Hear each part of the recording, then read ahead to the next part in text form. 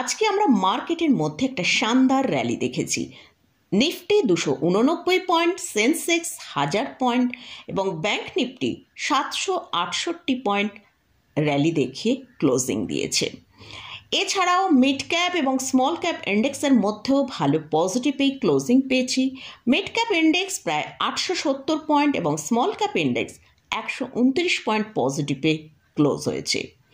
তো আজকে আমরা এই যে মার্কেটের মধ্যে এতটা র্যালি কেন দেখলাম? আমরা লাস্ট ফ্রাইডেতে দেখেছি নিফটির মধ্যে প্রায় 500 পয়েন্টের কারেকশান এসেছিল। তারপর আজকে আমরা মার্কেটের মধ্যে এতটা র্যালি কেন দেখলাম সেটা নিয়ে আলোচনা করব। এর সাথে সাথেই নিফটি, ব্যাংক নিফটি আগামীকাল কীরকম মুভ করবে সেটা নিয়েও আলোচনা করব। আর আজকে 5টা স্টক নিয়ে ডিসকাস করব যেগুলো শর্ট টার্ম ট্রেডিংয়ের জন্য আমাদের ওয়াচ লিস্টে রাখা যেতে পারে। তাহলে চলুন ভিডিওটা শুরু করা যাক। ভিডিও শুরু করার আগে বলি, চ্যানেলে যদি ফার্স্ট টাইম ভিজিট করে থাকেন তাহলে অবশ্যই চ্যানেলটা সাবস্ক্রাইব করে নেবেন আর পাশে থাকা বেল আইকনটা প্রেস করে রাখবেন। আমি ভিডিও আপলোড করার সাথে সাথে আপনাদের কাছে ভিডিওটা পৌঁছে যাবে। আজকে আমরা নিফটির মধ্যে দেখেছি যে নিফটি ওপেন হয়েছিল 24,070-এর কাছে। সেখান থেকেই নিফটিকে আমরা দেখলাম 24,050-এর কাছে সাপোর্ট নিয়ে নিফটি অন স্ক্রিন একটা ভালো র্যালি দেখালো, যেটা 24,355 পর্যন্ত হাই তৈরি করলো এবং ক্লোজিং টাইমেও আমরা ভালো ক্লোজিং পেয়েছি, যেটা 24,328। অর্থাৎ নিফটি কিন্তু আজকে ভালো একটা র্যালি দেখিয়েছে। তো নিফটির মধ্যে এই এতটা র্যালি কেন এসেছে? আমরা ফার্স্ট যে পয়েন্টটা সেটা হচ্ছে, আমরা লাস্ট ফ্রাইডেতে দেখেছিলাম যে নিফটির মধ্যে প্রায় 500 পয়েন্টের কারেকশান এসেছিল। সেখানে এফআইস এবং ডিআইসরা কিন্তু খুব ভালো কোয়ান্টিটিতে তারা বাই করেছে, অর্থাৎ মার্কেটে যে কারেকশানটা এসেছিল তারা কিন্তু সেখানে ভালোভাবে বাইটা করার সুযোগ পেয়েছে।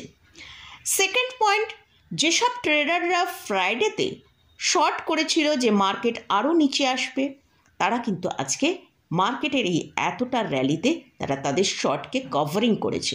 তার ফলেও কিন্তু আজকে আমরা নিফটির মধ্যে এতটা ভালো র্যালি দেখলাম। থার্ড যে পয়েন্টটা, আমরা গ্লোবাল মার্কেটে একটা ভালো পজিটিভেই লাস্ট ফ্রাইডেতে দেখেছি ক্লোজ দিয়েছে। এছাড়াও আমরা আজকেও দেখেছি গ্লোবাল মার্কেটের মধ্যে ভালো পজিটিভেই ট্রেড হয়েছে। আর লাস্ট যে পয়েন্টটা সেটা হচ্ছে, রিলায়েন্স ইন্ডাস্ট্রিজের স্ট্রং Q4-এর রেজাল্ট এসেছে। এর জন্য কিন্তু নিফটি একটা ভালো সাপোর্ট রিলায়েন্স ইন্ডাস্ট্রিজ থেকে পেয়েছে। তার জন্য কিন্তু আমরা মার্কেটে দেখেছি বেশ ভালো একটা আপসাইড তৈরি হয়েছে। রিলায়েন্স ইন্ডাস্ট্রিজ আজ প্রায় 5%-এরও বেশি র্যালি দেখিয়েছে। এই 4টে কারণের জন্যই আজকে আমরা মার্কেটের মধ্যে এতটা র্যালি দেখতে পেয়েছি। তাহলে আগামীকাল নিফটি কীরকম ট্রেড করবে সেটা নিয়ে আলোচনা করব। তার আগে আমরা একবার গ্লোবাল মার্কেটের দিকে ফোকাস করব। আমরা আজকে এশিয়া মার্কেটে দেখেছি মোটামুটি পজিটিভেই ক্লোজ দিয়েছে। ইউরোপ মার্কেট প্রায় 0.5% আপেই সেখানে অর্থাৎ পজিটিভে ট্রেড করছে। ইউএস মার্কেটের ডাউন জোন এবং ন্যাসড্যাক এই দুটো জায়গায় আমরা দেখতে পাচ্ছি একটা ফ্ল্যাট টু নেগেটিভে ট্রেড হচ্ছে। তো মোটামুটি ওভারঅল গ্লোবাল মার্কেট কিন্তু পজিটিভের মধ্যেই রয়েছে। তো নিফটি আজকে ক্লোজিং দিয়েছে 24,328-এ। নিফটি আগামীকাল যদি 24,350-এর ওপর ট্রেড করতে থাকে তাহলে নিফটি ওপরের দিকে 24,450 থেকে 475 পর্যন্ত একটা আপসাইড মুভ দেখাতে পারে। আর নিফটির জন্য এখন যেটা স্ট্রং সাপোর্ট সেটা হচ্ছে 24,100 থেকে 24,150।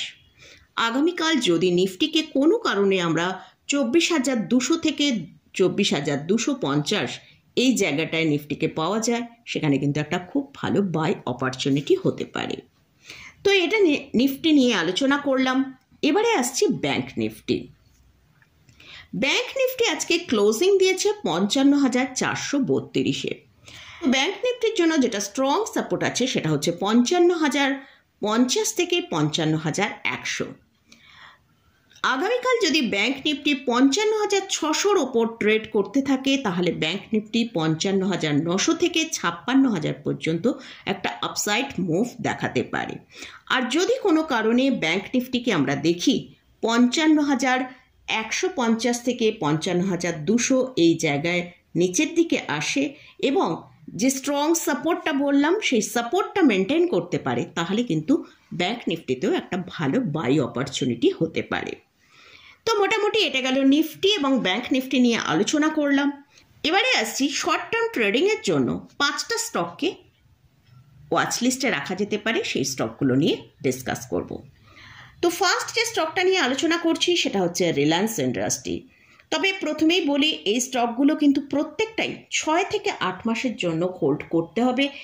এই মেন্টালিটি নিয়েই কিন্তু স্টকগুলো আমাদের ওয়াচে রাখতে হবে। হয়তো এই স্টকগুলো তার আগেই হয়তো টার্গেট চলে আসতে পারে, সেটা ওয়েল অ্যান্ড গুড, কিন্তু আমাদের মেন্টালিটিতে রাখতে হবে যে 6 থেকে 8 মাসের জন্য হোল্ডিংয়ে রাখতে হবে শর্ট টার্ম ট্রেডিংয়ের জন্য।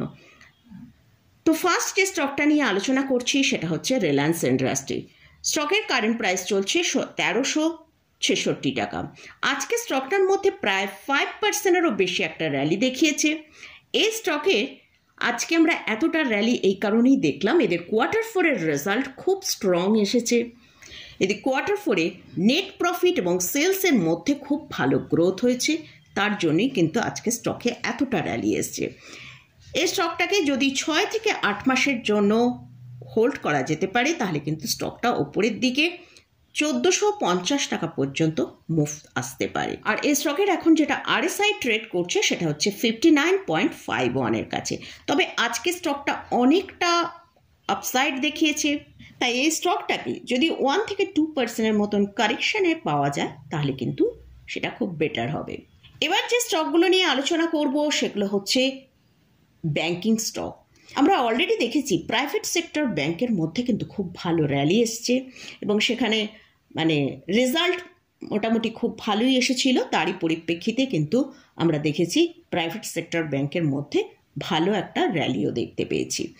পিএসইউ ব্যাংকিং সেক্টরের মধ্যে এখনও রেজাল্ট আসেনি, কোয়ার্টার 4-এর রেজাল্ট এখনও এদের ডিউ আছে। তো আশা করা হচ্ছে পিএসইউ ব্যাংকের রেজাল্টও ঠিকঠাকই আসবে।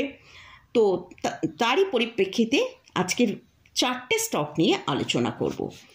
ফার্স্ট যে স্টকটা নিয়ে আলোচনা করছি সেটা হচ্ছে স্টেট ব্যাংক অফ ইন্ডিয়া। স্টকের কারেন্ট প্রাইস চলছে 816 টাকা। আজকে এই স্টকটা প্রায় 2%-এর ওপর একটা র্যালি দেখিয়েছে। তো এই স্টকের জন্য যেটা স্ট্রং সাপোর্ট রয়েছে সেটা হচ্ছে 770 টাকার কাছে। যদি 770 টাকার নিচে ট্রেড করে তাহলে কিন্তু স্টকটার মধ্যে হয়তো একটা সেলিং আসতে পারে। এই স্টকটা 9, 20 এবং 50 তিনটে ইএমআরই ওপরে ট্রেড করছে। আর এর আরএসআই 58.16-এর কাছে রয়েছে। এই স্টকটাকেও যদি আমরা 6 থেকে 8 মাসের জন্য হোল্ড করতে পারি তাহলে ওপরের দিকে আমরা 870 থেকে 900 টাকা পর্যন্ত মুভ দেখতে পেতে পারি। নেক্সট যে স্টকটা নিয়ে আলোচনা করছি সেটা হচ্ছে ব্যাংক অফ বরোদা। এই স্টকটাও কিন্তু তার লোয়ার লেভেল থেকে ভালো র্যালি দেখিয়েছে। এখন স্টকের যেটা কারেন্ট প্রাইস চলছে সেটা 252 টাকা। এই স্টকের জন্য যেটা স্ট্রং সাপোর্ট রয়েছে 230 টাকার কাছে কিন্তু একটা স্ট্রং সাপোর্ট আছে। যদি এই 230 টাকা ব্রেক করে তাহলে কিন্তু স্টকটার মধ্যে ভালো সেলিং আসতে পারে। আর এই স্টকের আরএসআই ট্রেড করছে 60.13-এর কাছে। স্টকটাকেও আমাদের যদি 6 থেকে 8 মাসের জন্য স্টকটা 265 থেকে 280 টাকা পর্যন্ত মুভ করতে পারে ওপরের দিকে। ব্যাংক অফ বরোদাতেও কিন্তু আমরা দেখতে পাচ্ছি ব্যাংক অফ বরোদাও তার 9, 20 এবং 50 ইএমআর ওপরেই কিন্তু ট্রেড করছে।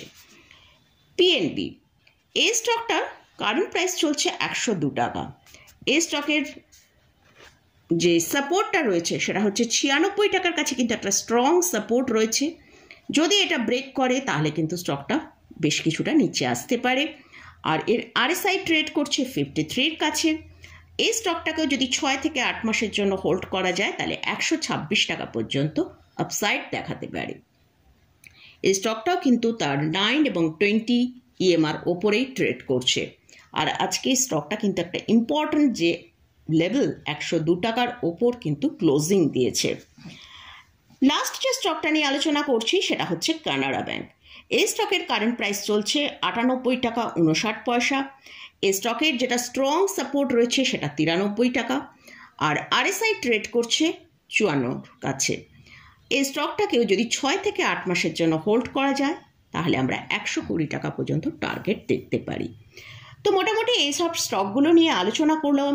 এই স্টকগুলো আমার ওয়াচ লিস্টে রেখেছি, সেটাই আমি আপনাদের সাথে শেয়ার করলাম। এই স্টকগুলোয় কিন্তু কোনোরকম কোনো বাই রেকমেন্ডেশন নেই। তো স্টক এবং ইন্ডেক্স নিয়ে আলোচনা করলাম। স্টকে বা ইন্ডেক্সে কোথাও কোনো বাই রেকমেন্ডেশন নেই। যদি কোথাও কোনো পজিশন নিতে চান তার আগে ভালো করে চার্ট অ্যানালিসিস করে নিয়ে তারপরই পজিশন নেবেন। তো মোটামুটি আজকের মতন ভিডিওটা এখানেই শেষ করছি। ভিডিওটা যদি ভালো লাগে অবশ্যই লাইক করবেন, শেয়ার করবেন, সাবস্ক্রাইব করবেন। ধন্যবাদ।